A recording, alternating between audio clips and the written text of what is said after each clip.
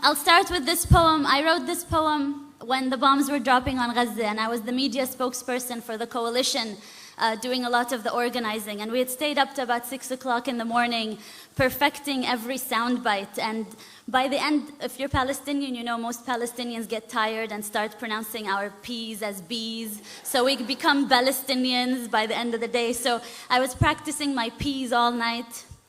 And the next morning, one of the journalists asked me, "Don't you think it would all be fine if you just stopped teaching your children to hate?" I did not insult the person. I was very polite. But I wrote this poem as a response to these types of questions we Palestinians always get. Today, my body was a TV'd massacre. Today, my body was a TV'd massacre that had to fit into sound bites and word limits. Today, my body was a TV'd massacre that had to fit into sound bites and word limits, filled enough with statistics to counter measured response. And I perfected my English and I learned my UN resolutions. But still, he asked me, "Ms. Ziadah, don't you think everything would be resolved if you would just stop teaching so much hatred to your children?" Pause. I look inside of me for strength to be patient, but patience is not at the tip of my tongue as the bombs drop over Gaza. Patience has just escaped me. Pause. Smile. We teach life, sir. Rafeef, remember to smile. Pause. We teach life, sir. We Palestinians teach life after they have occupied the last sky. We teach life after they have built their settlements and apartheid walls. After the last skies, we teach life, sir.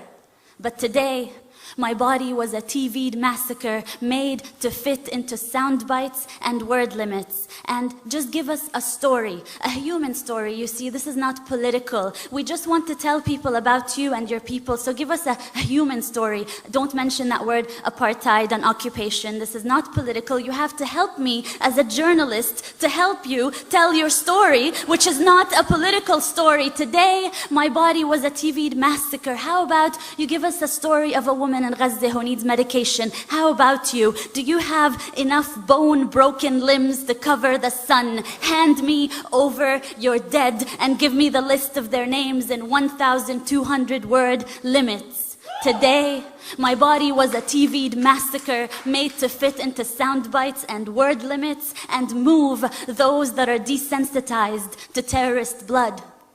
But they felt sorry.